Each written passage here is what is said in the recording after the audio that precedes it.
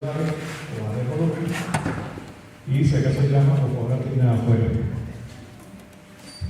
Ciudadano doctor Miguel García, decano del posgrado de UNED. Ciudadano doctor Luis Villanueva, ciudadano decano de investigación. Estimados participantes de la especialización de gerencia de la construcción presentes del decanato de posgrado, UNED, profesores de la UNED, señores dueños de empresas constructoras del Estado Táchira, apreciados arquitectos e ingenieros presentes que asisten a este foro. El foro es sobre el futuro de la industria de la construcción. El presente,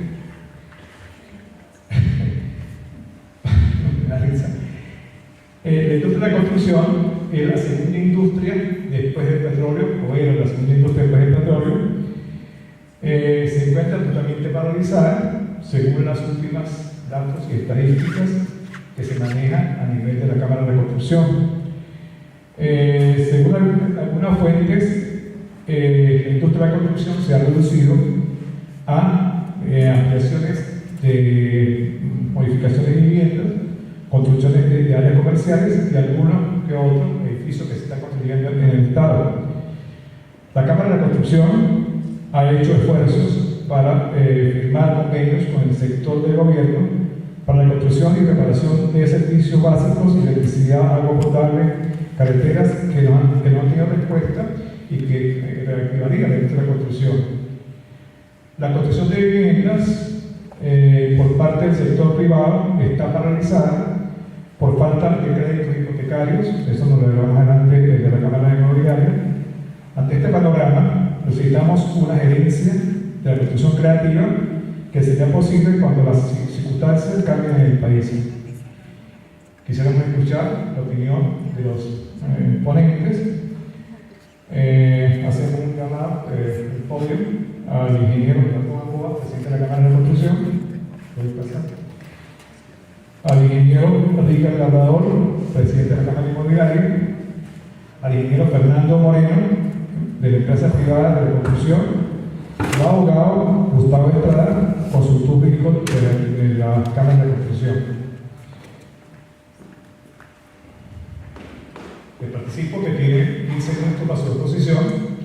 Al final de la exposición de estas exposiciones habrá un ciclo de preguntas, las cuales pues, ustedes tendrán que responder. En el orden que lo llame, van a comenzar cuando tú digas.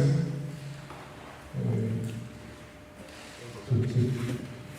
Por favor, está en el micrófono.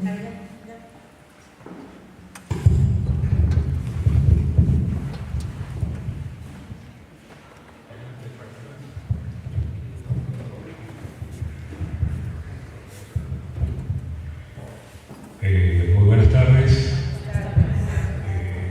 De verdad quiero agradecer al arquitecto Alberto Apes por la iniciativa y por la invitación para que pongamos en contexto dónde estamos y para dónde vamos.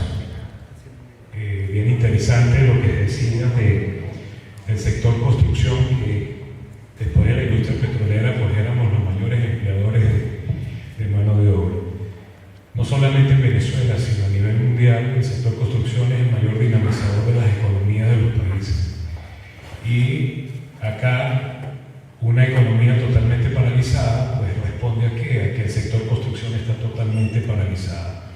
A nivel nacional, la Cámara Venezolana de la Construcción ha medido que la paralización alcanza el 98%, pero acá nosotros en el Estado ya rondamos casi el 100%, estamos como en el 99,6% de paralización.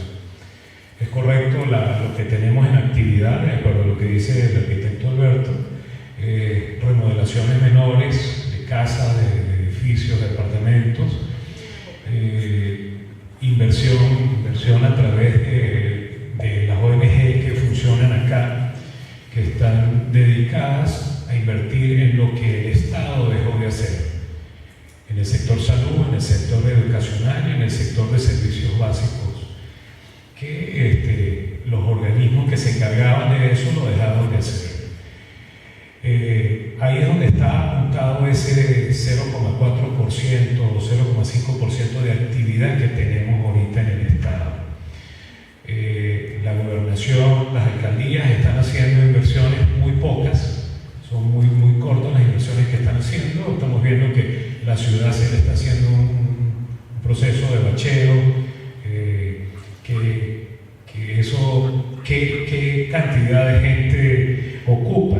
Eso es una cuadrilla que tienen fija que no pasa de 6 personas. Esa es la cantidad de personas que están trabajando en esas actividades. La inversión, muy poca, porque no hay presupuesto del gobierno como tal, el gobierno nacional no les genera, así como a las universidades no les da presupuesto, pues a las alcaldías y a las gobernaciones pues tampoco, los presupuestos son deficitarios, y la inversión en obras públicas pues se ha mermado prácticamente a un 2% o 3% de lo que era anteriormente. Acá tenemos acá lo que es la situación del sector construcción, que está reflejado hasta el 2021. Del 2022 pues no tenemos todavía data, porque el Banco Central de Venezuela, quien era el encargado de generar la data, pues se demora en producirla, y muchas veces la filtra para ellos y no tenemos acceso a ellos. Entonces, a través de una serie de organizaciones, que ahí vamos a ver las fuentes, esta es fuente del Banco Central de Venezuela, pero en las próximas láminas son fuentes de CEDICE, de una serie de organizaciones que son las que se han dado la tarea de recopilar toda esa data que estamos viendo y estamos manejando estadísticamente. Yo quiero que acá dividamos la construcción en dos áreas, dos grandes áreas: la construcción pública y la construcción privada. Como decíamos, lo que es el gobierno nacional, el gobierno regional y el gobierno local están haciendo ciertos trabajos, están desarrollando ciertas inversiones que ocupan muy poco personal. Hace 2 semanas bajé al llano, a la Pedrera, y ya está el peaje de acá saliendo San Cristóbal, el Fuerte Nubachí, ya está funcionando, ya están cobrando por el uso de la carretera. Le hicieron una rehabilitación que es muy poca, la rehabilitación que le hicieron, pero lógicamente los pasos críticos fueron mejorados con una inversión mediana, una inversión no como la que estábamos acostumbrados a ver cuando se crearon esos peajes hace aproximadamente 25 años, que hubo una recuperación total de la vía. Y otra cosa, que era el servicio que se le daba al usuario. No hay servicio, se está cobrando, pero no hay servicio de ambulancia, no hay servicio vial como tal, como mecánico, no, eso todavía no está funcionando, pero esperamos que a futuro ya empiece a funcionar ese tipo de servicios, dado lo que estamos pagando. Entonces, como les dije, la construcción, esa división que tiene, se refiere a que las obras públicas, a través del gobierno nacional, regional o local, se basa en que obras de infraestructura, bien sea vialidad o servicios públicos, y bueno, pues todo lo que se requiere para el funcionamiento del país. Y a nivel privado, pues se dedica la industria de la construcción a ¿qué? A producir vivienda, a producir metros cuadrados en comercio y metros cuadrados en industria. Eso está ahorita prácticamente paralizado. No se están desarrollando, no se están generando ningún tipo de proyectos nuevos a nivel de vivienda, y cabe resaltar por qué, hacernos esa pregunta: ¿por qué no hay ningún proyecto? Acá el arquitecto Jorge nos puede decir que no hay ningún proyecto que esté nuevo introducido en la alcaldía de San Cristóbal para permisar. Ningún promotor privado está generando proyectos. Es más, todas las empresas grandes que hacían vida acá en San Cristóbal están paralizadas. Vemos una serie de edificios que están a medio construir, a la mitad del proceso constructivo, totalmente paralizados, y se pudiera decir que es por falta de crédito, el crédito del constructor, que era el que daba este dinamismo. Pero no solamente es eso, esos edificios que estaban ahí, que tenía crédito el constructor, ya pagaron lo que le debían a los bancos a través de los créditos que se establecían tras la garantía hipotecaria. Ya ellos no le deben, no le adeudan nada a ninguno de los bancos, bien sean públicos o privados, no le deben ninguna cantidad de dinero, pero no hay compradores. ¿Por qué no hay compradores? No hay compradores porque el ingreso en Venezuela se perdió. La clase media desapareció, que era la que compraba a través de los créditos hipotecarios todas esas unidades de vivienda que se hacían, y a través de un crédito a largo plazo, pues el comprador podía adquirir con un crédito del 70% y un 30% inicial su unidad de vivienda. Eso se acabó, son créditos parametrizados y con los salarios que tanto empleados públicos como empleados privados devengan en el país no califican para optar a ese crédito. El mercado de capitales, el mercado de valores, ha tratado de ofrecer financiamiento para esta parte, lógicamente en moneda dura, en este caso serían dólares, pero no existen compradores como tal. A través de la Gran Misión Vivienda Venezuela han estado en conversaciones, han entrado en conversaciones para ver si a esas empresas que tienen esas construcciones, esas unidades de vivienda fría, pudieran comprarlas para ellos terminarlas y entregarlas a los beneficiarios que tienen ellos. Pero esas son conversaciones que apenas se están iniciando y pues no se ha dado ningún tipo de resultado. En los municipios foráneos, en La Fría y en Rubio, sí se han colocado un par de desarrollos pequeños. Los propietarios han hecho negociaciones directamente con la Gran Misión Vivienda de Venezuela y le han entregado esas unidades a medio construir.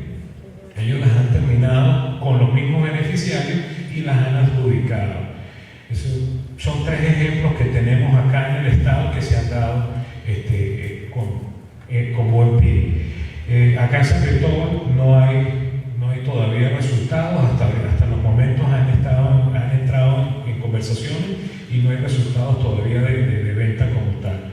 Seguimos con una serie de obras frías que, pues lógicamente, para terminarlas las empresas requerirían de una ampliación del crédito que tienen y lógicamente que los compradores califiquen a través del crédito hipotecario, que es lo complicado ahorita.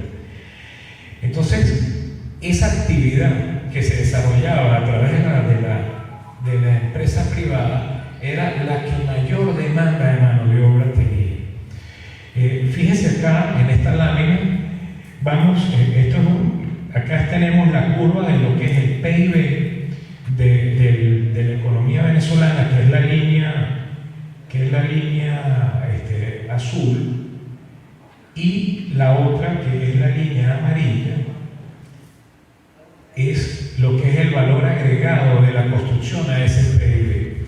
Fíjense que como ha variado, no es solamente a partir del 2000 que la variación se dio, sino que el estudio viene desde 1998 y ahí tiene sus picos, pero fíjense que lo que es la parte ocre es el porcentaje que la construcción le aportaba en cada año a la economía nacional o al Producto Interno Bruto de la nación. Valores pico, como en el año 2005, que le aportamos 30,6% al Producto Interno Bruto.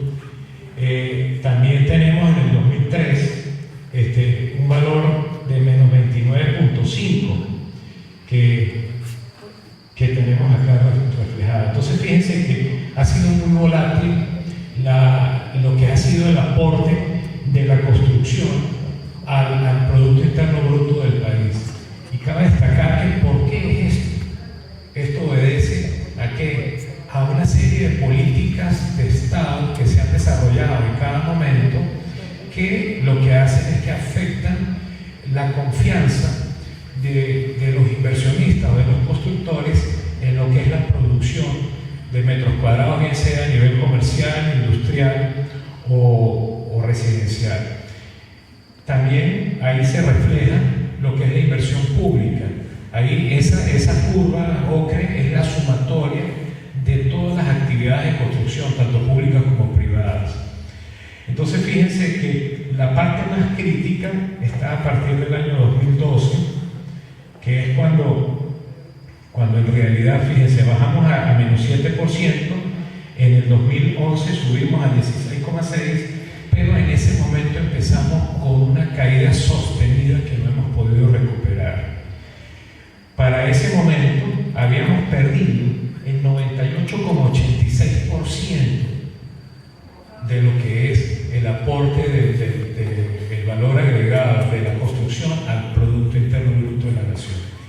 Entonces, como les digo, es una actividad totalmente paralizada que tenemos con una situación bien particular, porque hasta tanto no recuperemos la clase media, nosotros, la construcción, es el último término en recuperarse la economía del país.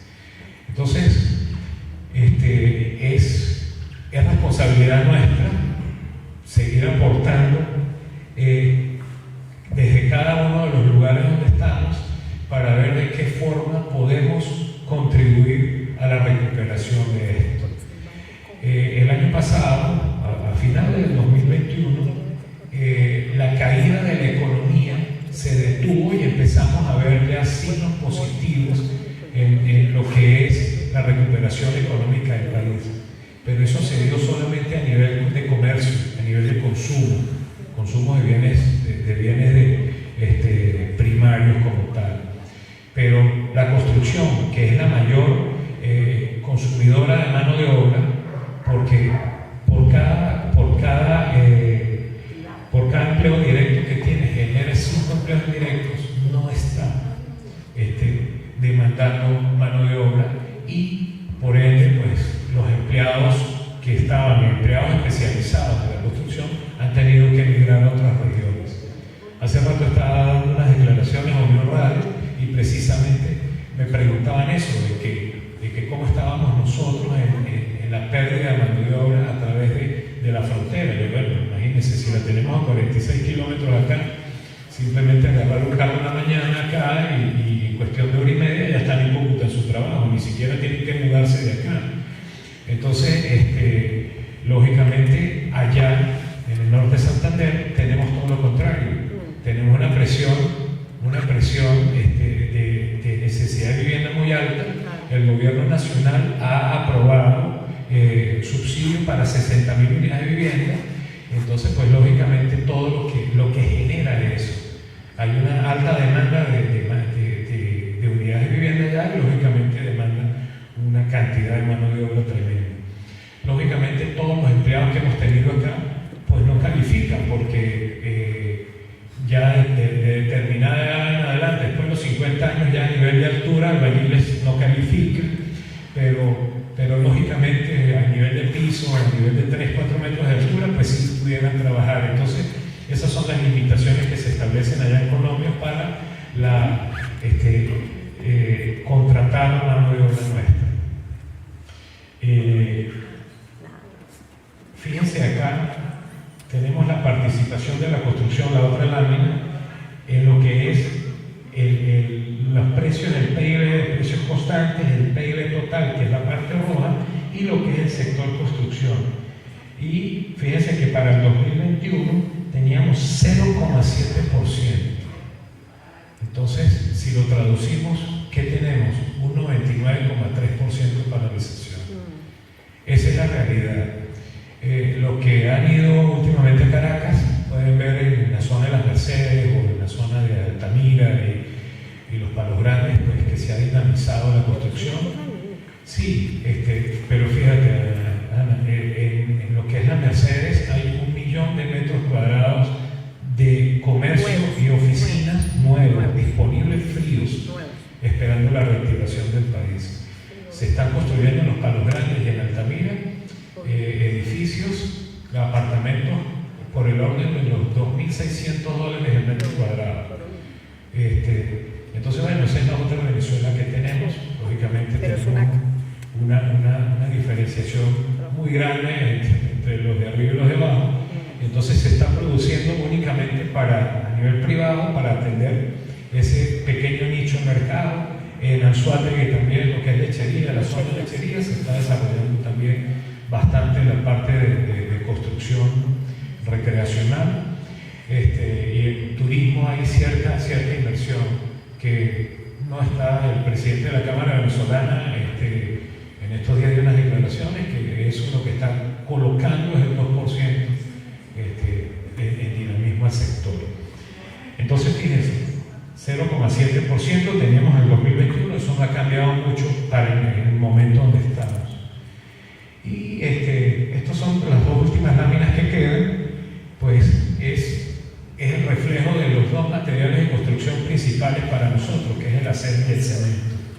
Esto es una curva de la producción de acero líquido en Sidor desde 1987 hasta el 2018. Y fíjense cómo en el año, ya déjenme mostrarles acá, en el año 87 se producían 3.2 millones de toneladas al año de acero. Y esto fue bajando hasta en el año 98 que Sidor fue privatizado. En ese momento Sidor producía 2.8 millones de toneladas de acero.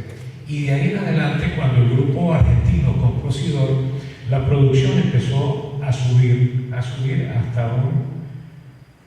hasta un valor máximo de 4.3 millones de toneladas. Eso se dio en el año 2007. De ahí en adelante empezó a decaer, porque ahí fue cuando se estatizó Sidor. Cuando el gobierno tomó Sidor, sacó al grupo argentino y empezó la producción en manos de ellos. Ahorita en el 2018, fíjense, 0,05 millones de toneladas de acero es lo que se está produciendo. Entonces, ¿qué es lo que tenemos? Si vamos a reactivar el sector, pues lógicamente que es el gran productor de insumos de construcción, tiene que también reactivarse. De igual forma el cemento. El cemento, nosotros acá tenemos 10.2 millones de toneladas de capacidad instalada, a través de cuál, de la FNC, que es la Fábrica Nacional de Cemento Andino, Vencemos y Becen, que incluye la línea inclusive de San Sebastián, Cerro Azul y Catatumbo. Fíjense que para que en el momento en que se estatizó la industria del cemento, que fue por el 2007 también, solamente una empresa no se estatizó, que fue Catatumbo. Catatumbo es la única planta que queda en manos privadas, y es la única planta que año tras año sube los niveles de producción, a diferencia de las plantas que se manejan a través del gobierno, que han ido decayendo. Fíjense que en la actualidad, para el 2021, lo que estamos produciendo es 1.3 millones de toneladas, que corresponde al 13% de la capacidad instalada. Entonces, si se reactiva el sector de la construcción, tenemos cómo apoyarlo con cemento o con acero. Inicialmente, si Sidor no responde a las necesidades del sector, pues habrá que importar la cabilla y lógicamente el tiempo que transcurrirá después tendrán que incrementar la producción para satisfacer la demanda. Entonces, como les digo, fíjense lo que tenemos: baja producción de acero, baja producción de cemento. Ahorita en los distribuidores conseguimos tanto acero como cemento porque no hay demanda del producto. Anteriormente, pues prácticamente había que subastarlo porque había poca producción, no se podía traer de fuera porque teníamos todas las fronteras cerradas y había una alta demanda. Entonces eso generó unos incrementos de precios gigantescos. Entonces, bueno, les dejo como reflexión, que ya creo que ya el tiempo terminó, que para que nosotros reactivemos la construcción, se tienen que dar dos cosas. A nivel privado, pues lógicamente tenemos que ir con una política de recuperación del salario del venezolano, y a nivel público se tiene que ir hacia un incremento de la inversión en los servicios básicos, en vialidad, en todo lo que es la construcción en Venezuela a través de las APP, que son las asociaciones público-privadas, a través de créditos de la banca multilateral. El gobierno no tiene capacidad de hacer las inversiones necesarias para los requerimientos de la infraestructura del país. Podemos ver que sí, a mediano plazo podemos ver que va a incrementar la renta a través de las colocaciones petroleras, pero todavía es muy bajo para lograr los niveles de inversión que se requieren en el país. Muchas gracias.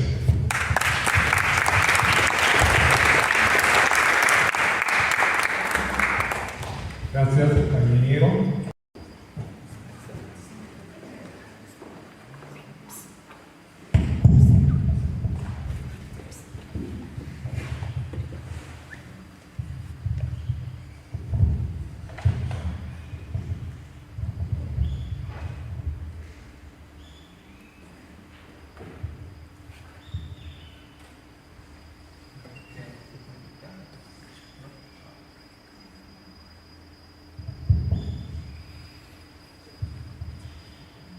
Muy buenas tardes. Aprecio la invitación y felicito a los que están en este estudio de muy alto nivel, como lo es de gerencia de la construcción, ¿correcto? Bueno, felicitaciones a todos ustedes. Quiero comenzar mi intervención dejando esta frase: no se puede hacer nada para cambiar lo que ya pasó, pero sí se puede hacer mucho para cambiar lo que viene. Y lo que viene desde el ámbito inmobiliario para Venezuela, por supuesto de la mano del sector construcción, del sector de la banca y por supuesto del mismo mercado inmobiliario, sin duda alguna tiene que ser un cambio y un giro de 360 grados. Nosotros no podemos, a nivel inmobiliario ni tampoco de la construcción, pues mantener los mismos estándares o los mismos esquemas constructivos, porque definitivamente en ese ámbito, en ese sector, las cosas cambiaron como cambiaron en muchas otras, ¿no? Entonces es necesario el adecuar la construcción, el inmobiliario, a las nuevas tendencias, a los nuevos sistemas constructivos, o que de repente no son tan nuevos, pero que por lo menos acá en Venezuela no se han implementado. Entonces nosotros como profesionales de esos sectores debemos saber hacia dónde apuntar y hacia dónde orientar las nuevas construcciones, pues para que sean rentables y sean al mismo tiempo sustentables. Sabemos que el sistema de construcción tradicional ya no se adapta a los nuevos tiempos, porque incluso se deben construir edificaciones, proyectos que tengan que ser autosustentables, ¿sí? Su propia energía, su reciclaje de las aguas y todo eso. Entonces, hacia allá debemos orientar la construcción, para que en desarrollos inmobiliarios hablando, sean comerciales, residenciales, industriales, pues tengan un impacto y pues eso permita que emerja nuevamente el sector de la construcción y de la mano pues del sector inmobiliario. Hablando ya de lo que ha sucedido en los últimos, hablemos de la última década, donde aproximadamente hace 10 años atrás se paralizó o se comenzó a cerrar la cartera de los créditos hipotecarios. que más o menos, según información recabada como hasta los años 2012, 2013, se liquidaban créditos y ya luego se fue disminuyendo. Pues eso, de la mano, por supuesto, del sector construcción, que se paralizó, como ya lo vimos, hasta en un 98%, pues obviamente o el resultado de esas dos cosas hicieron que los precios de los inmuebles, entre otras cosas y otros factores, cayeran como han caído hasta este momento, y creo que todos conocemos en cuanto a los precios de los inmuebles. Hablo como experiencia propia. En el año 2000 tuve la oportunidad de adquirir un crédito hipotecario para comprar un apartamento en Pueblo Nuevo, de esos que se construyeron en los años 2004 a 2008, 2009, cuando hubo esa ola de construcción acá en el estado y en el país. Y fíjense que en esa oportunidad el banco me liquida un crédito bancario en bolívares por 1.680.000 bolívares. Y el apartamento me costó 1.500.000 bolívares. O sea, en ese momento el banco te prestaba más dinero de lo que te costaba el inmueble. Un crédito a 15, 20 años. Luego, ¿qué sucede? Se frena, como ya lo vimos, se cierra completamente la cartera hipotecaria, se frena el sector construcción. ¿Y qué sucedió? Los precios de los inmuebles cayeron. Ese 1.680.000 o ese 1.500.000, en ese momento, en el año 2012, 2013, era el equivalente a unos 90.000 dólares aproximadamente. Al cabo de 3 años, cuando vendo el apartamento, yo recupero, y bien vendido, 60.000 dólares para invertirlos en un nuevo inmueble, y el crédito que tuve que pagar, o sea, estaba ahí, el 1.680.000, debía 1.500.000, algo así. Entonces, eso fue como en el 2015, y en el 2018, 2019, 2020, ese mismo apartamento que yo compré y luego vendí, ahorita se comercializa en promedio de 38.000 dólares. Entonces, ¿qué ha sucedido?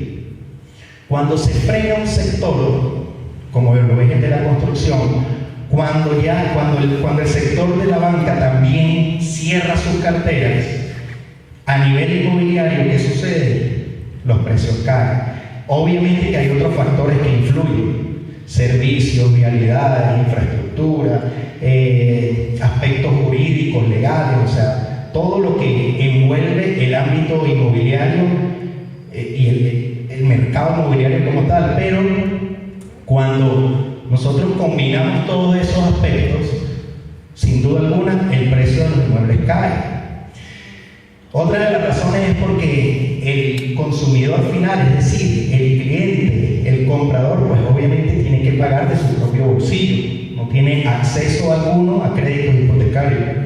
Entonces, al haber esa oferta y esa demanda, esa interacción entre comprador y vendedor, el vendedor dice, vale tanto, el comprador dice, te puedo pagar tanto.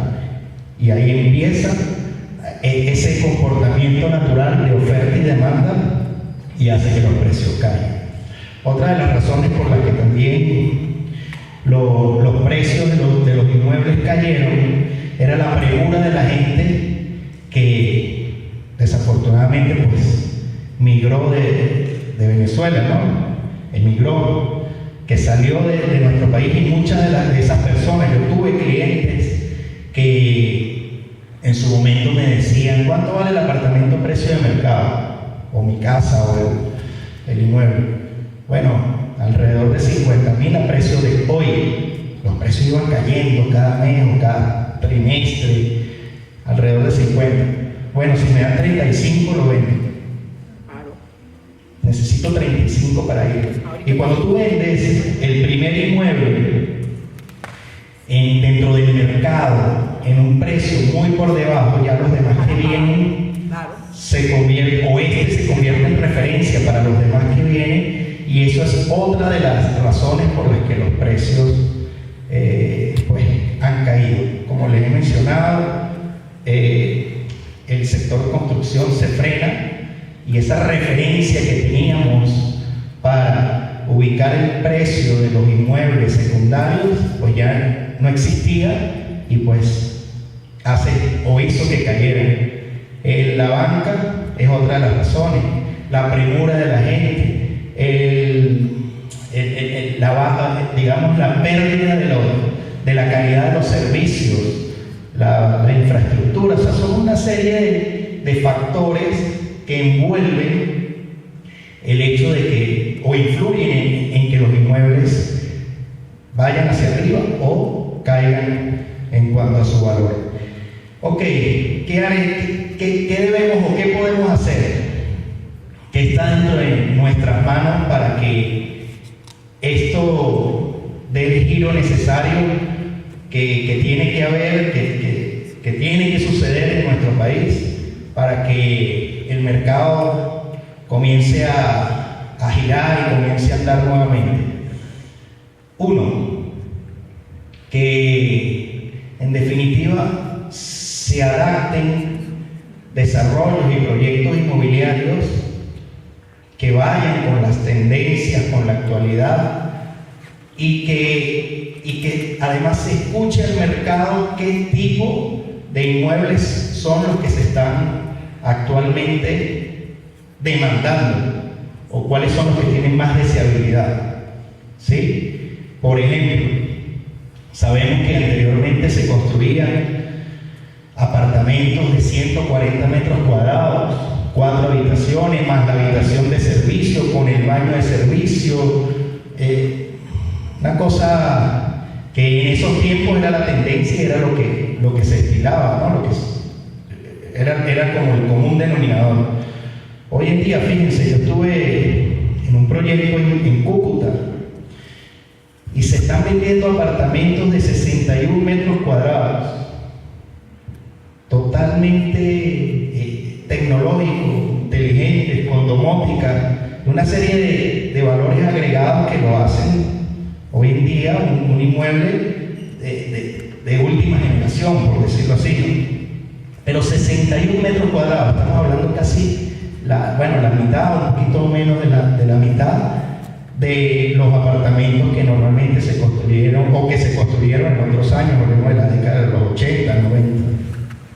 Entonces, oír o saber hacia dónde se orienta el mercado inmobiliario y qué es lo que está actualmente en capacidad de adquirir, ¿sí? Inmuebles, por ejemplo, de 61 metros, 60 o 65, 70 metros cuadrados, en cuanto a apartamentos hablando, y eso es lo que tendría una alta demanda para adquirir, ¿sí? En cuanto a otro aspecto, es la oportunidad, lo veo así, ¿no? La oportunidad que tienen los desarrolladores o los constructores de permitir a sus compradores incluso el pago de su nuevo inmueble con su inmueble usado, con su apartamento usado. ¿Qué sucede? Los precios de los inmuebles han caído, como ya lo mencioné, pero inmediatamente se comiencen a desarrollar nuevos proyectos, nuevamente el mercado secundario vuelve a tener esa referencia y va a ubicar los precios más o menos, no parejos, pero sí más o menos de acuerdo a lo que van a costar los inmuebles nuevos. Por ejemplo, un apartamento nuevo de 61, 65 metros cuadrados, con tecnología, con domótica, con tendencias actuales, pudiera estar por el orden de los $70,000, $65,000. Un apartamento como el que les mencioné está hoy en día en 38, 35.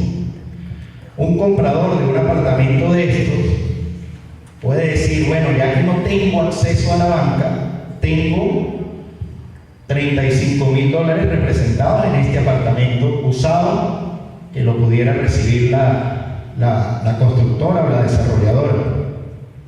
Ya ahí tendría prácticamente la mitad del pago del inmueble, y en otra parte la pudiera dar directamente la constructora.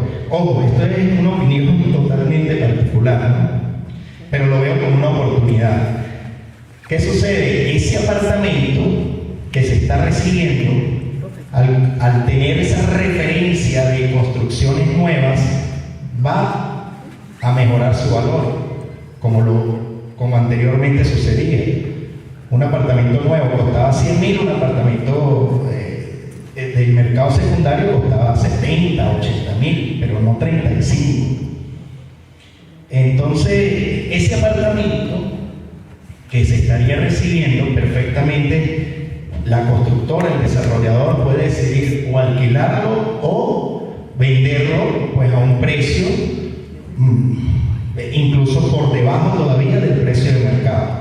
Entonces, esto lo digo porque al momento de reactivar un sector tan importante como lo es el de la construcción, pienso que hay que sentarse, hay que ver, analizar situaciones en el mercado y saber dónde están los pros, dónde están los contras y cómo se puede echar adelante ese sector apoyándose en lo que ya está. Partiendo también de una premisa de que pues no todo el mundo va a poder adquirir inmuebles nuevos. Van a estar quienes no van a poder llegar a los 70, 75, 68, pero sí van a poder llegar a los 35, 38, 40. Entonces ese mercado secundario seguirá estando para las personas quienes tengan esa capacidad adquisitiva, los que llegan hasta ahí, hasta 40, y los nuevos pues tendrán o estarán para quienes tengan esa posibilidad de pagar hasta los 70.000.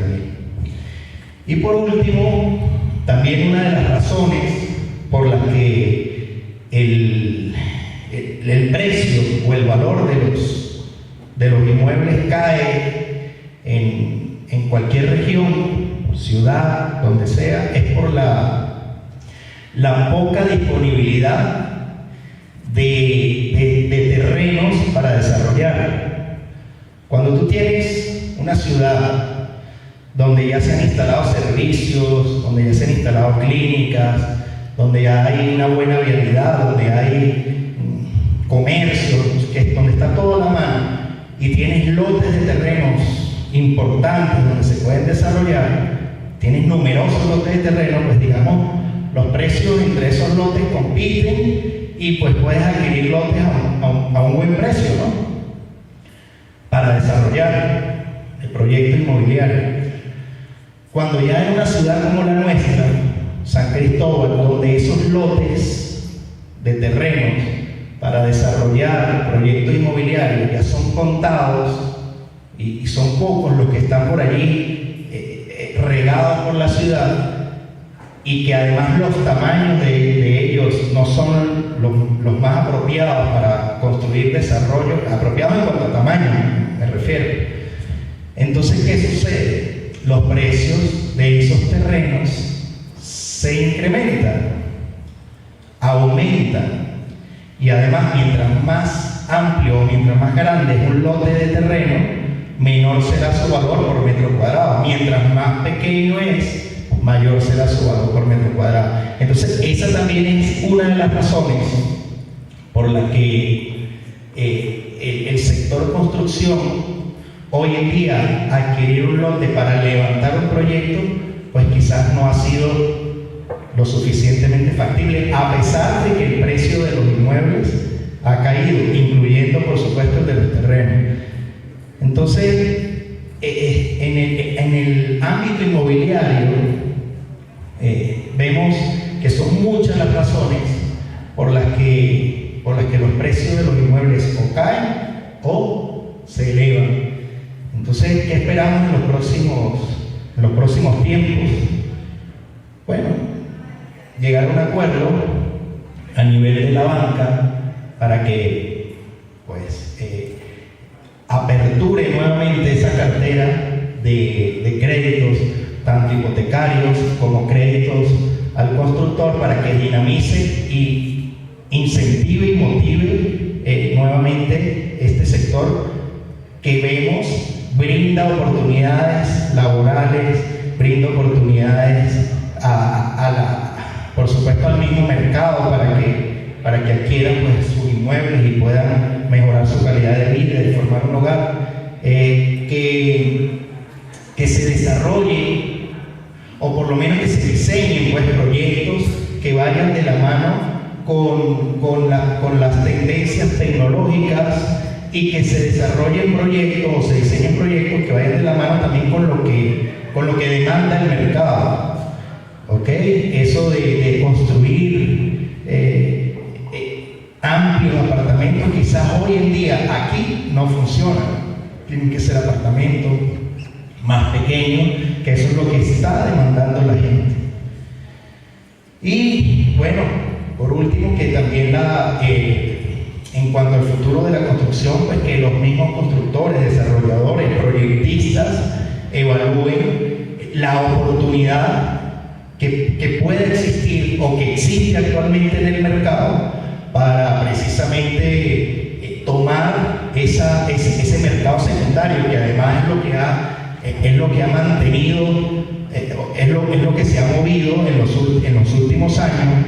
Es lo único que se ha comprado y se ha vendido, pues, prácticamente el mercado secundario, los inmuebles usados, que vean esa oportunidad y que evalúen y analicen que allí, pues, hay como lo digo, hay una oportunidad donde esos inmuebles los puedo tomar como parte de pago de los inmuebles nuevos que voy a construir, y perfectamente eso o los vendo al precio de mercado a personas que no llegan al precio que yo voy a ubicar o al precio que voy a tener de los inmuebles, o que son inmuebles que pueden perfectamente alquilarse en el mismo mercado inmobiliario. Por demás, ustedes como gerentes de estas áreas, desearles pues el mayor de los éxitos en su profesión, en sus estudios, que tengan una amplia visión de futuro, que sean promotores y protagonistas de los cambios necesarios en nuestro país, en el mundo, y que nos olvidemos de esa mentalidad que estoy seguro que aquí no existe, de esa mentalidad pues cuadrada, conformista, tradicional, sino que tengamos esa visión de futuro y sepamos de que solo así tendríamos un verdadero progreso y tendríamos unas reales oportunidades en este país, donde además todo está por hacerse. El mayor de los éxitos, y muchas gracias por haberme invitado. Por la cámara privada, por la empresa privada de la construcción de taxis.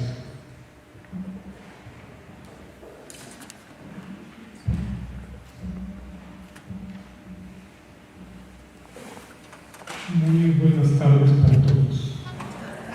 Mi intervención complementará la de Gerardo y la de Rey.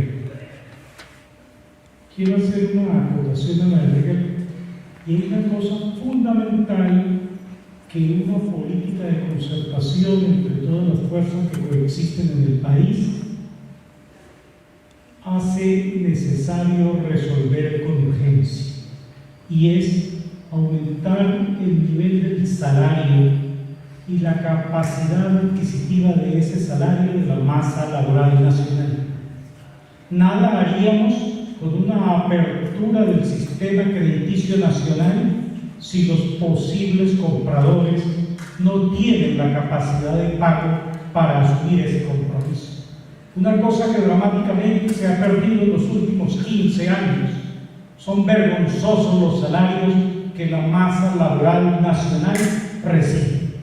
Eso es urgente resolverlo como un dinamizador de la economía y de nuestro sector, tanto del sector construcción como del sector inmobiliario, con el que trabajamos mano a mano de manera permanente en el área de edificación de viviendas. Voy a entrar en la exposición que a mí me corresponde y que he querido darle una visión optimista, sobre todo por el lugar en el que estamos reunidos. La universidad es formadora de hombres, es formadora de profesionales dotados de las herramientas para alcanzar las transformaciones que con urgencia el país y nuestros sectores requieren. La crisis, han dicho muchos, es una oportunidad. Y desde acá quiero exhortar a la universidad a que tome esa bandera y se esfuerce o se continúe esforzando en formar a los nuevos profesionales que requerimos. Lo que voy a compartir con ustedes es parte de lo que he concluido después de más de 40 años de ejercicio profesional como ingeniero civil y como constructor de obras diversas en los sectores público y privado, tanto en edificaciones como en infraestructura diversa. Para iniciar mi intervención, voy a leer una definición para ubicarnos en el marco de mi exposición. ¿Qué es la construcción? En los campos de la ingeniería y de la arquitectura, la construcción es el arte o la técnica de fabricar edificios e infraestructuras. En un sentido más amplio, se denomina construcción a todo aquello que exige, antes de hacerse, disponer de un proyecto y una planificación predeterminada. ¿Cuál es la situación actual del sector acá en Venezuela? El ingeniero Gerardo Gamboa lo expresó y diríamos que es dramática.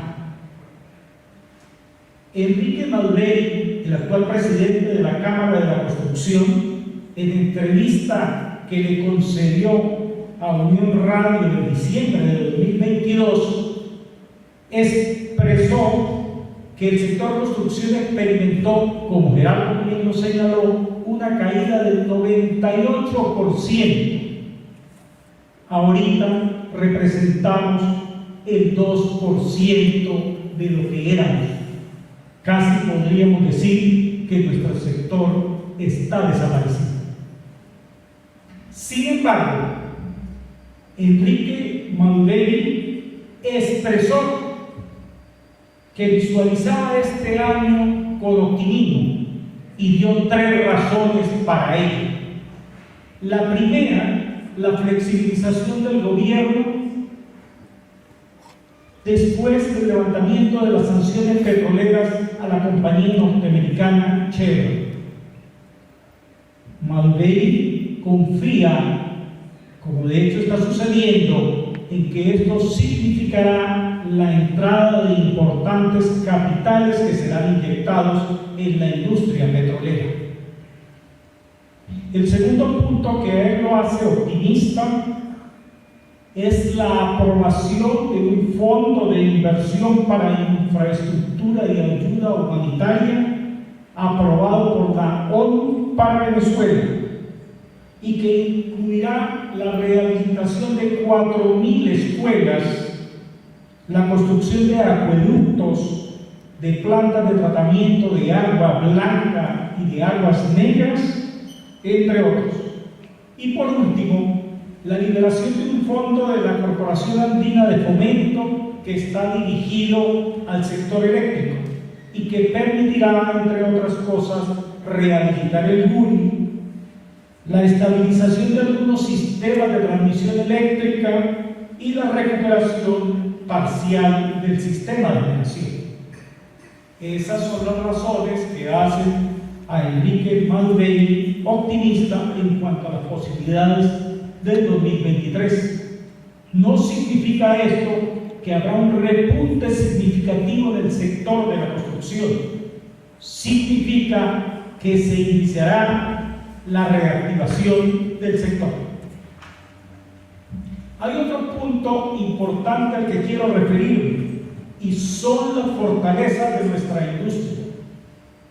Esto que les voy a señalar son los argumentos que hemos expuesto durante muchos años en todas las conversaciones que tenemos con los personeros del gobierno local, regional o nacional, y que son válidas, que son verdaderas. La primera es que la industria de la construcción, para activarse, requiere de una demanda mínima de capital fijo. La segunda es que en el país aún permanece mucha de la maquinaria necesaria para acometer cualquier proyecto, ya sea de infraestructura o en el área de edificaciones. La tercera es que la tecnología que empleamos está ampliamente difundida entre la masa de nuestros trabajadores. Y la cuarta es que el sector construcción es uno de los mayores impulsadores de la economía del país, el propulsor del crecimiento y del desarrollo nacional. Gerardo decía que por cada trabajador directo, la industria de la construcción tiene la capacidad de generar 5 trabajos indirectos.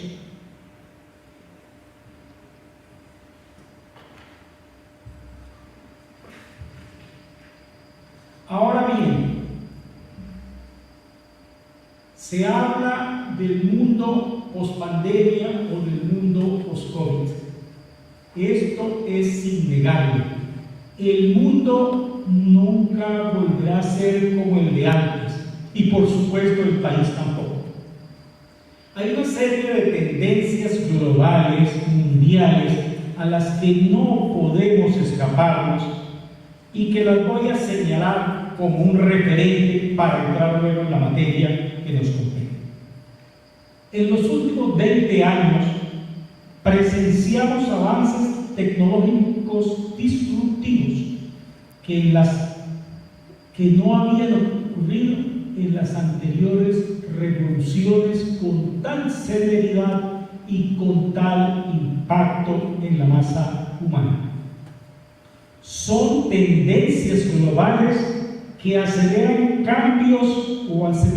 cambios en la economía mundial, en los modelos de negocios y de trabajo, en los diseños de los productos y en las necesidades de los mercados, y en la calidad de la atención al cliente, entre otros, con creciente exigencia de la sostenibilidad y de la equidad social.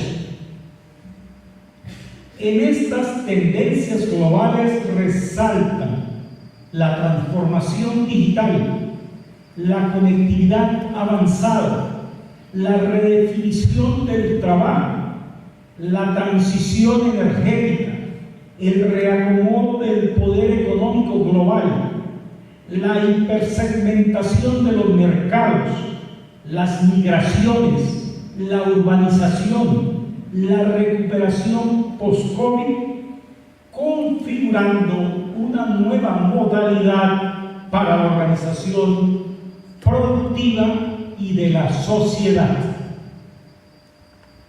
El salto hacia esa nueva revolución depende de estas condiciones iniciales. Y aquí quiero hacer un llamado de atención porque esto es motivo de profunda preocupación. La mentalidad de nuestros líderes, la disponibilidad de talento y acción coordinada entre el sector público y el privado, en lo económico, en lo tecnológico, en lo ambiental y en lo social. El reto que se impone entre los dos sectores en que está dividido el país es el reconocimiento, la aceptación y el diálogo. No hay otro camino para prepararnos a recorrer el camino que tenemos que recorrer.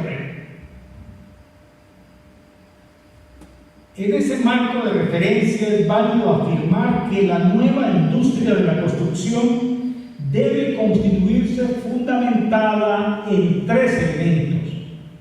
El primero y principal es que se debe centrar en la valoración del ser humano.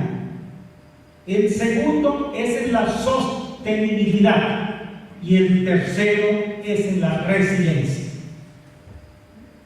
Así que para que la industria de la construcción se convierta en fuente de prosperidad, su propósito debe incluir la forma de aumentar dicha prosperidad para todos, para todas las partes involucradas, para los inversionistas, para los trabajadores, para los consumidores, para la sociedad y para el medio ambiente. Se debe entender la sostenibilidad como el desarrollo de procesos circulares que reduzcan los desechos y el impacto ambiental, el consumo de energía y las emisiones de gases de efecto invernadero. Así se garantiza la necesidad de la satisfacción de las necesidades actuales de la población y se mitiga el riesgo para las generaciones futuras. La resiliencia se refiere al desarrollo de capacidades para respaldar la estructura crítica ante potenciales interrupciones o tiempos de crisis, aunado al fortalecimiento de cadenas de valor estratégico, redes colaborativas, capacidades de producción y procesos comerciales flexibles. Junto a esas habilidades digitales medulares en el concepto de la industria, hay otras habilidades intangibles, indispensables para la empresa del futuro.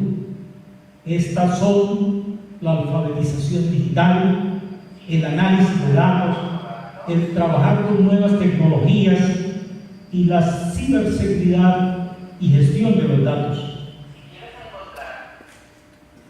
Además, se requiere mentalidad de emprendimiento y la universidad está llamada a estimular y a formar los líderes emprendedores que el país reclama.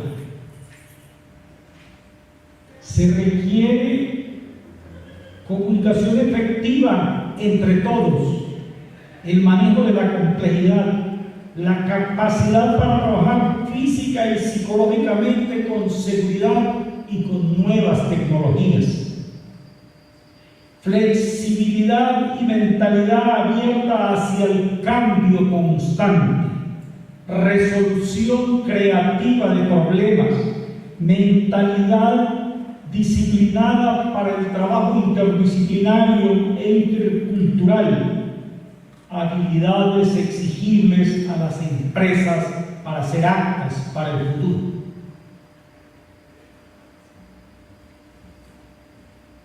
Creo firmemente que el concepto de futuro es lo que debería ser el tema central de esta reflexión, dirigida a anticiparnos, a que podamos entender lo que vamos a hacer, el porqué de lo que estamos haciendo y de dónde viene la convicción del camino que tenemos que seguir. El futuro de la construcción necesita ser una fusión entre la tecnología y otras disciplinas externas para continuar con su compromiso en el desarrollo de la sostenibilidad local y ambiental y seguir siendo una fuente de empleo de cara a las nuevas tendencias tecnológicas.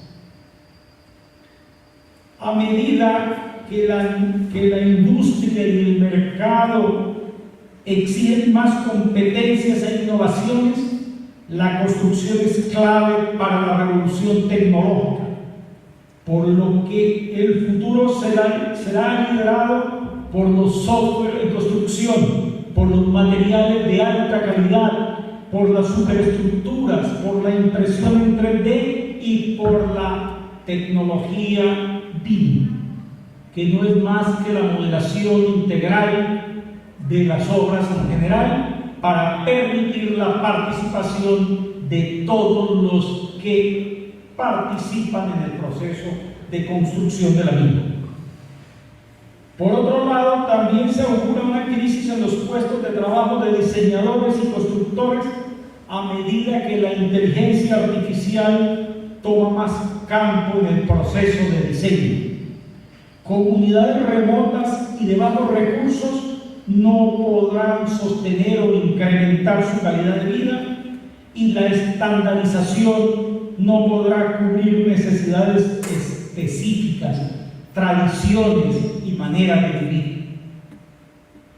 Es por eso que el futuro de la construcción necesita reevaluar por qué los humanos construimos. El hombre decidió construir por dos razones básicas: la protección y el progreso. Es aquí donde las técnicas locales tienen mucho que aportar acerca de sostenibilidad y comunidad. El futuro necesita abrazar y fortalecer esas técnicas y aplicarlas en todos los proyectos venideros sin importar la escala. La construcción necesita invertir en el uso de materiales alternativos tales como el bambú, la caña brava, el adobe, el concreto transpirante o respirante o permeable, como lo llaman algunos, el concreto plástico, que no es más que la integración de desechos plásticos a la fabricación de concreto para reducir contaminación y para hacer del reciclaje otra herramienta constructiva.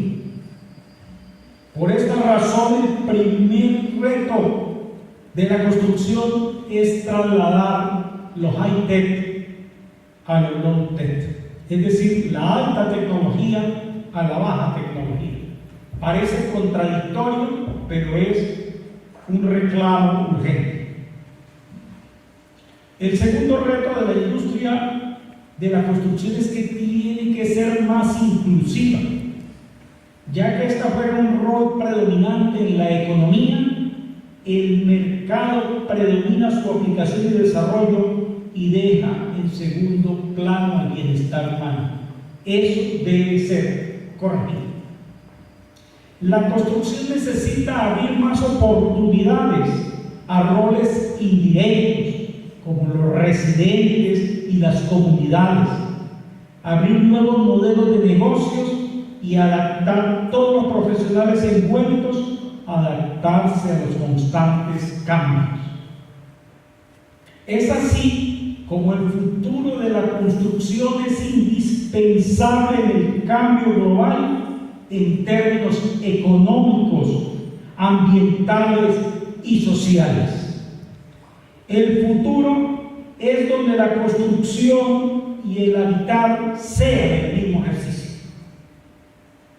En un momento y circunstancias como los actuales, los responsables y agentes institucionales, profesionales, académicos e industriales de la construcción son conscientes de que los protagonistas de los espacios son las personas que los habitan, las que los hacen a su medida, siguiendo prácticas sostenibles y de sentido común, conscientes de la gestión solidaria del agua y de los recursos energéticos, y consecuentemente alterando radicalmente los espacios para adaptarlos a requisitos de salud, placer e higiene.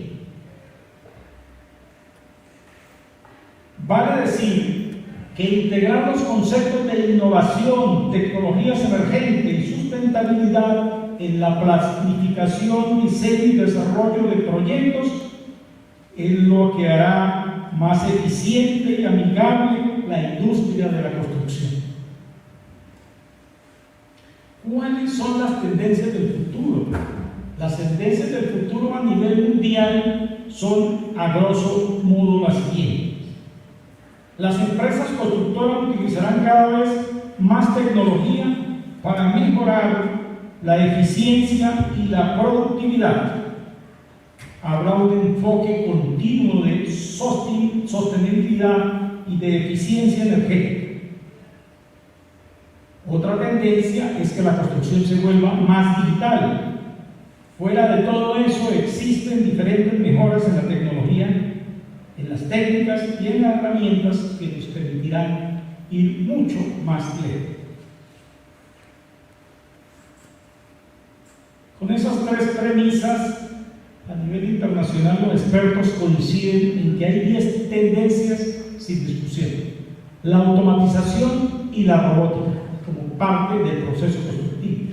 Las impresiones 3D, ya hay experiencias de impresión de casa y hasta de pequeños edificios.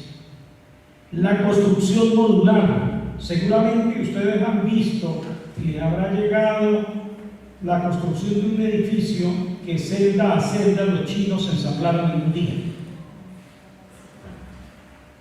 La sostenibilidad, de la que expliqué antes su acepción, la digitalización, entendida aquí como la hiperconectividad entre los distintos edificios o viviendas o infraestructura que esté inserta en un espacio físico. La gestión ajustada, entendida como la optimización del proceso constructivo, reduciendo los desperdicios, la pérdida de tiempo de los operarios y cualquier proceso que no agregue valor agregado al proceso constructivo.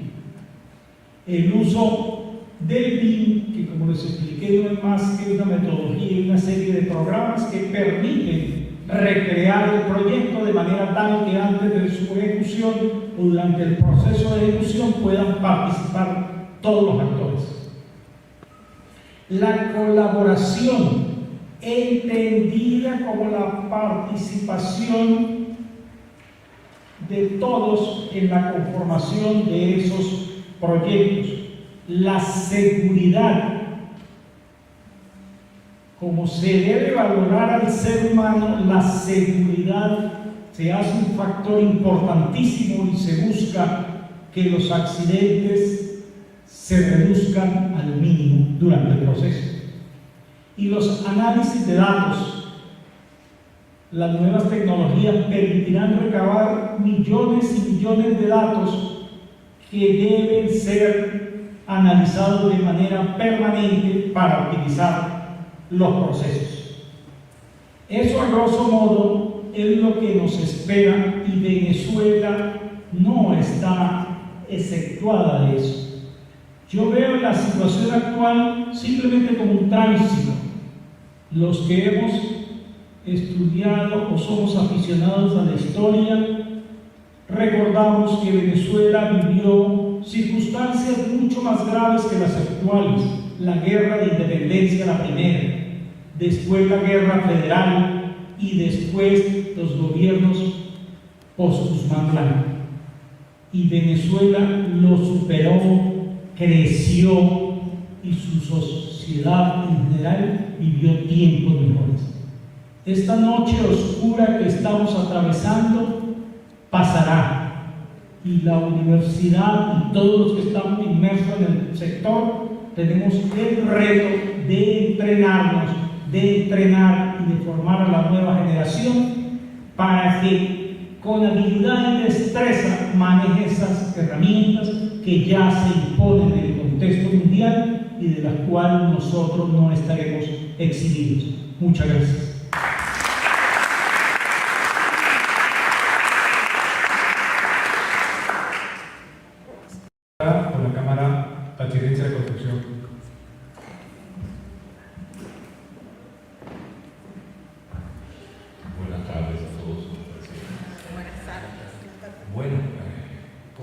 conversaré sobre los aspectos legales inherentes a la industria de la construcción. Por eso voy a hacer una pequeña, breve reseña histórica de dónde parten los instrumentos legales que actualmente nos rigen en Venezuela a la industria de la construcción. Como bien sabemos, en el siglo XIX se marcan dos hitos históricos, que es la creación del Ministerio de Obras Públicas y la constitución del Colegio de Ingenieros y Agrimensores de Venezuela. Esos son los marcos legales que dan inicio a formalizar, darle un marco jurídico a la industria de la construcción. Posteriormente, en el siglo XIX, por la necesidad de abrir una infraestructura vial que no existía en Venezuela, ya con la aparición del automóvil y la incipiente industria petrolera, pues empieza el Ministerio de Obras Públicas ya a adquirir, ya a crear instrumentos legales que regulen la construcción de las obras. Posteriormente, en 1928, se marca otro hito que es el estímulo a la construcción, que es con la creación del Banco Obrero, posteriormente ENAVI, hoy en día creo que es el Instituto Nacional de la Vivienda. En los años 30 y principios de los 40 ya empieza en el Ministerio de Obras Públicas la creación del Manual de la Construcción, manual muy famoso que marcó hito en América Latina por la experiencia que se adquirió. Claro, todo esto gracias al impulso económico de la industria petrolera. En los años 40 se crean algunos institutos, como el Instituto Autónomo Ciudad Universitaria, que se encargaría de la construcción de la Universidad Central de Venezuela en su actual sede. Se crearon las salas técnicas, igual en el Ministerio de Obras Públicas, así como en el Banco Obrero, y empiezan los primeros procesos licitatorios de obras en Venezuela, que no existían. ¿Por qué? Porque la mayoría de obras las hacía directamente el gobierno nacional a través de sus propio personal obrero, propio personal técnico, que eran los famosos campamentos que tenía a lo largo y ancho del país el Ministerio de Obras Públicas. En los años 50, que es la década de oro, por así decirlo, de la construcción en Venezuela, pues ya definitivamente se crean los procesos licitatorios, con las consultas de precios, con los concursos y las adjudicaciones directas de obra, todo bajo unos marcos regulatorios debidamente tutelados por los entes contratantes. En este caso era el Ministerio de Obras Públicas, que mucha gente criticó que era un superministerio, pero que funcionó de una manera de verdad eficaz y le dio impulso a la construcción en Venezuela. Ya empieza también el marco regulatorio para las relaciones obrero-patronales, con las firmas de las primeras convenciones colectivas de trabajo que rigen la industria de la construcción. Como bien sabemos, la industria de la construcción llegó a ser la industria que más alto personal empleaba en Venezuela, muy por encima de la petrolera. La petrolera, en verdad, en su época de oro llegó a tener 17.000 trabajadores, después pasó a los 40.000 hasta que hoy en día tenemos los 150.000. Bueno, vayamos a lo nuestro, que es la industria de la construcción. Se han firmado bastantes convenciones colectivas y en todas se ha ido mejorando la condición del trabajador. ¿Por qué? Como bien sabemos, la industria de la construcción no es una industria de cargos fijos permanentes en el tiempo. No, son de acuerdo a las obras y está la modalidad de la contratación por obra determinada. En estas convenciones colectivas, indudablemente, pues, las federaciones sindicales lucharon mucho por lograr beneficios en lo que es horas extras, jornadas de trabajo, condiciones, bonos de altura y de presión, de acuerdo a los sitios donde trabajaban, el incremento en los días de utilidades a pagar, el incremento en los días de vacaciones a pagar. Todo esto en virtud de que la legislación laboral venezolana es de régimen prestacional, pero eso funcionó mientras la moneda tuvo cierta estabilidad. Todo esto que les estoy haciendo, les he reseñado, es para trasladarnos a hoy en día, que es la realidad que estamos viviendo y que estamos persiguiendo. ¿Qué es? Por ejemplo, en el estado Táchira, si hay una convención colectiva firmada que como ley de la República, por ser promulgada en Gaceta Oficial, ¿no?, el contrato colectivo de la industria de la construcción es una ley de la República. Ahí está. ¿Pero qué? Es un instrumento muerto, porque la devaluación de la moneda ha conllevado a que eso no tenga una aplicación práctica. Se firman sucesivas actas, convenios en la Inspectoría Nacional del Trabajo entre la Cámara Venezolana de la Construcción y las federaciones firmantes de la Convención Colectiva para lograr unas mejoras, y mejoras que muchas veces se desvirtúan porque no van en la incidencia de las prestaciones sociales, sino a través de los famosos bonos de transporte, bonos de alimentación, esos innumerables bonos que no conllevan sino a soluciones transitorias, temporales. En el estado de Táchira se presentó un fenómeno importante que llama la atención. El ingeniero Gamboa, el presidente que le tocó lidiar más con esta situación, y yo como consultor jurídico. Nos salimos de ese marco regulatorio prestacional y llevamos, para que no se perdiera el valor adquisitivo del salario del trabajador, a llevar las prestaciones sociales, todos los beneficios, a pagárselos semanalmente. Eso en términos económicos y sociales es justo, porque, repito, no se pierde el valor adquisitivo del salario, porque ¿de qué me sirven a mí las prestaciones dentro de un tiempo cuando una moneda devaluada pues se me convierte en nada? No logro nada yo como trabajador. Y se lograron por parte de la organización sindical pues convenios con las empresas. En esa época todavía había algunas obras que se movían, a llegarse hasta hoy en día, creo que son los 250.000 pesos semanales para el ayudante, hasta los 400.000 pesos semanales o 500.000 pesos para el maestro de obra de primera. Pero estamos fuera de la ley. Pero esa es la realidad, que ustedes, si van a salir a ser ingenieros residentes o a contratar una obra, ustedes van a estar en esa realidad, que está fuera de la legislación. Claro está, yo como empresario de la construcción, como Cámara de la Construcción, pues tengo como interlocutor a un sindicato que agrupa a esas personas, porque cualquier trabajador de esos puede ir a la Inspectoría del Trabajo o a un tribunal y pedir los beneficios que están consagrados en la Convención Colectiva, que no ha sido derogada por ningún instrumento, e imagínense, eso es una bomba de tiempo en costos de prestaciones sociales. Entonces, el sindicato es la garantía, porque el trabajador que se vuelva a no vuelve a entrar, lo que llaman ellos, los abanean, más nunca vuelve a conseguir trabajo a través de la organización sindical.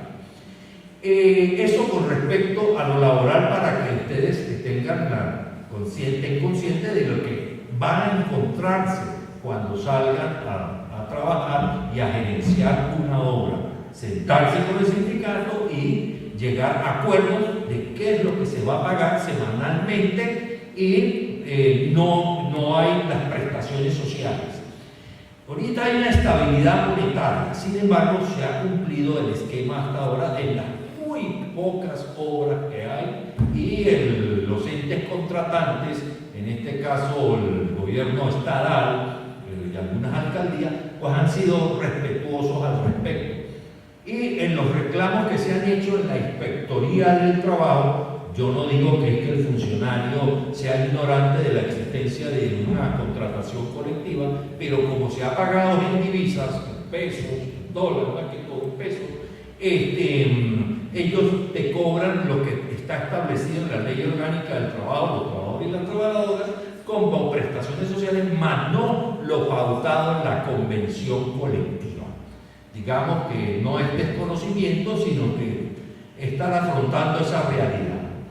Eso con respecto a las relaciones obrero-patronales que rigen la industria de la construcción, que como digo, hay un marco regulatorio, hay una convención colectiva, hay una ley orgánica del trabajo, pero la realidad es otra, lamentablemente. ¿Por qué? Porque todavía seguimos anclados al régimen prestacional. Lo ideal es llegar al pago por hora de trabajo y así el poder adquisitivo de la clase trabajadora de la construcción y en general en todo el país, pues sería lo más ideal, que ahí los salarios no se estancarían, sino ya discutiríamos el valor de la hora de trabajo.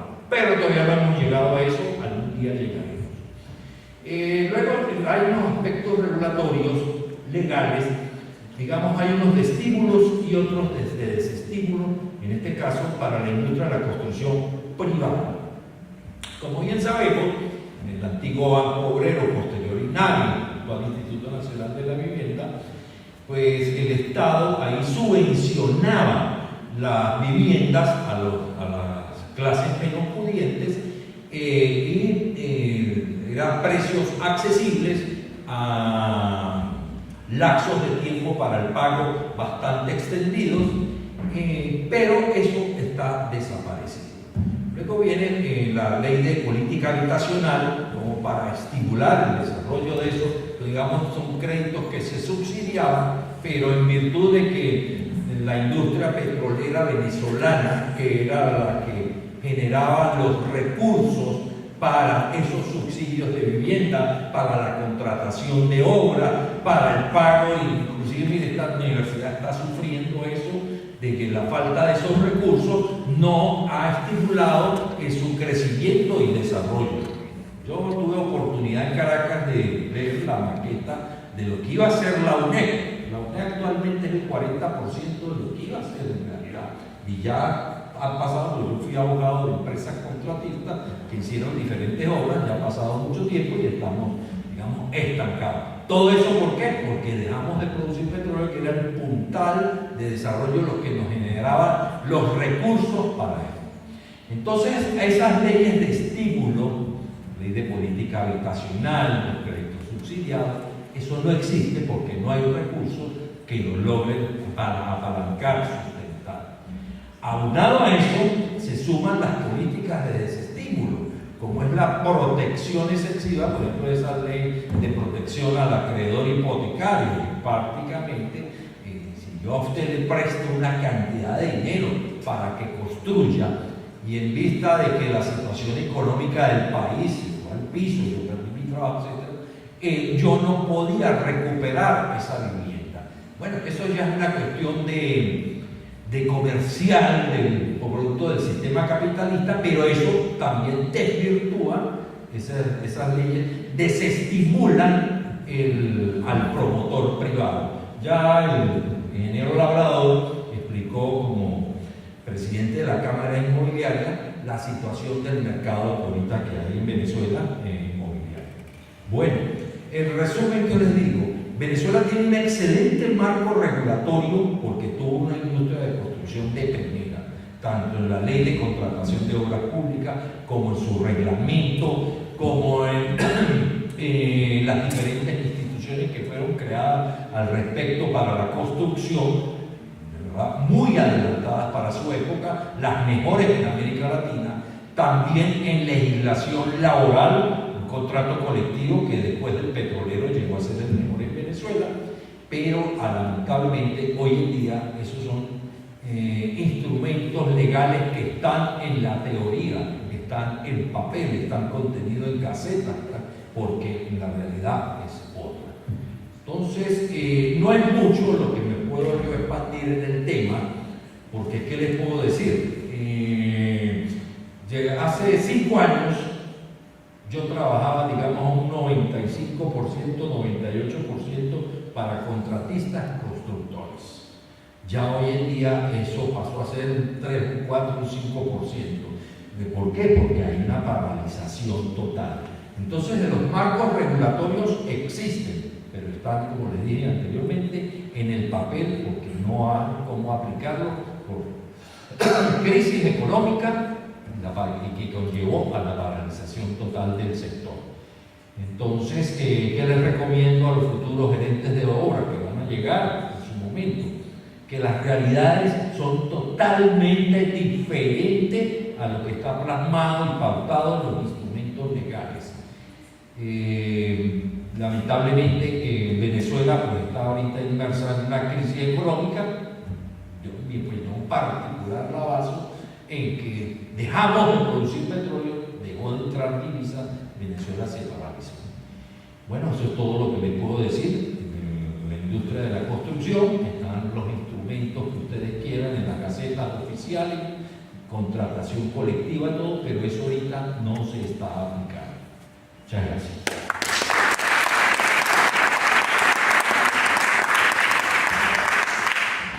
Agradecemos a los expositores. Nos están mostrando una luz después del túnel. Decían de que toda situación problemática trae luces hacia nosotros. Me quiero referir un poquito a las personas que están acá de la especialización en gerencia de la construcción. Lo que vieron es un reto a ustedes, los que están egresados, los que están estudiando. Un reto bastante fuerte. Tenemos que empezar en una gerencia creativa que nos ayude a aportar al problema que tenemos una solución. El tema de investigación es bastante grande, tenemos muchas cosas que investigar, tenemos muchas cosas que hacer. El reto está en ustedes. Realmente muy interesante el tema de la construcción. Estuve muy atento a la exposición, a los panelistas. Y antes de entrar acá a esta actividad, estaba hablando con un amigo del arquitecto Apis sobre un tema que a todos nos ha sentido y nos ha llegado a tocar las fibras más altas, más profundas de nuestro cerebro, con lo que pasó en Turquía, donde vimos tantas edificaciones que se cayeron. Y bueno, pues uno piensa cada vez que por ahí hay un temblor, a uno anda con los nervios de punta. Mi intervención acá es, no sé si sería para la parte legal o para la parte de la Cámara de la Construcción. Si nosotros en estos nuevos tiempos que se avecinan de construcción estamos preparados legalmente y técnicamente para hacer edificaciones que, si bien es cierto, la naturaleza es muy cambiante, pero que por lo menos tenga un poco más de resistencia ante estas vicisitudes que se puedan ocurrir. Realmente, pues, ver cómo se cayeron esos edificios en Turquía deja mucho que decir de los ingenieros y los arquitectos que lo construyeron, pero también de la normativa y de las entes gubernamentales que aprobaron esas edificaciones. No sé si Venezuela, toda su construcción en esa época de oro que ustedes hablaron, de los años 50, tomaron en cuenta realmente normas para fortalecer y para hacer construcciones de altísima calidad. Y creo que nos viene en un futuro muy corto sobre lo que podría suceder ante Dios no lo quiera, una eventualidad, un percance que pueda ocurrir similar o parecido a lo que ha ocurrido en otras latitudes. No sé quién me puede responder.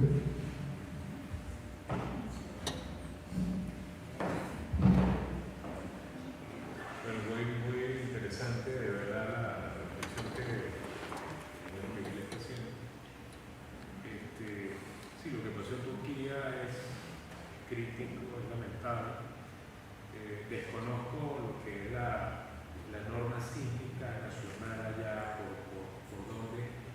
que se rigen ellos. Hay muchos comentarios que se han hecho a través de las redes, pero bueno, ahí no solamente es la parte de diseño, sino es la parte de construcción. El permiso de construcción se aprueba la construcción en función de lo que el proyecto establece.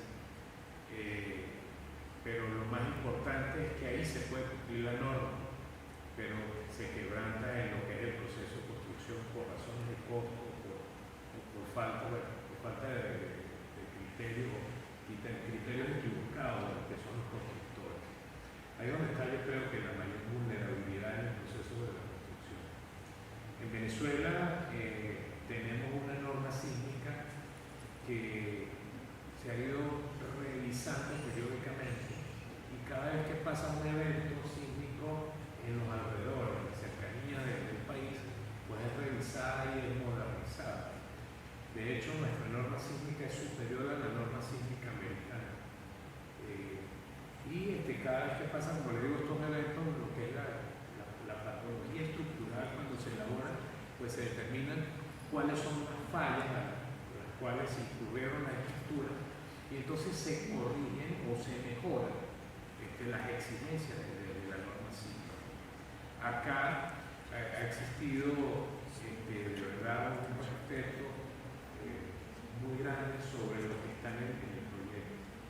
Lamentablemente se perdió ese seguimiento que hacían las alcaldías a las obras privadas, porque las obras públicas siempre han tenido inspección continua por parte de los entes contratantes. Pero cuando se hace un edificio a nivel privado, pues simplemente es responsabilidad de quien lo construye y de su ingeniero residente en que se haga apegado a lo que es el proyecto que se realizó en la carrera.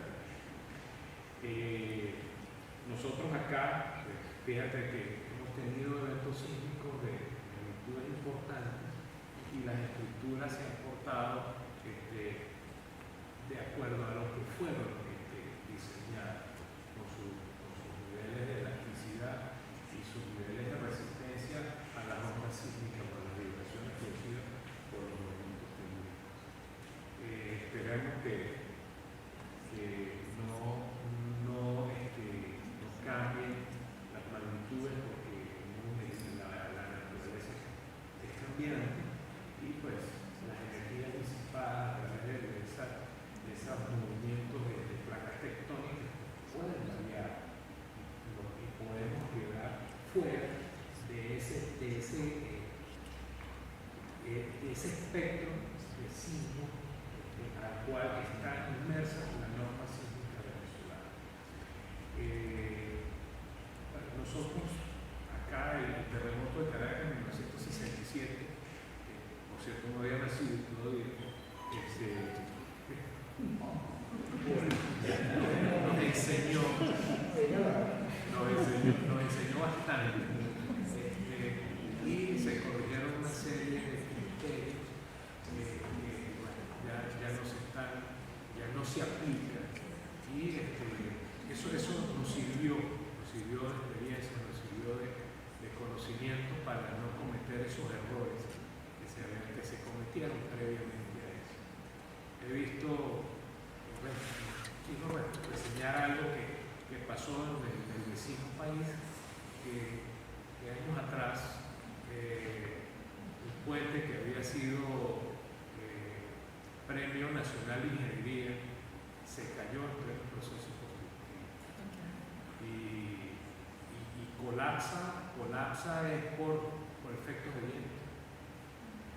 Entonces, es bastante lamentable que esto pase, y lógicamente se cae una pila, la pila derecha del puente se cae por efecto de que la plataforma es impulsada, es movida lateralmente por el viento y rompe el arrastramiento de la pila, y eso causa un colapso de la misma. Los franceses que estaban construyendo, desarrollando una obra, obligaron a ellos seguir al recálculo del puente y a la demolición de la otra. Entonces, fíjense, esas cosas a nosotros no nos han pasado, porque nosotros en el país, la crisis que vivió, pues no afectaron los criterios criterios de diseño y los factores de seguridad por los temas económicos, cuestión que otros países que han vivido crisis más prolongadas sí han tenido o han modificado los criterios de diseño por esa crisis. Esos efectos de máxima optimización muchas veces lo que nos traen es a estructuras débiles, a estructuras poco con bajo nivel psicorresistente.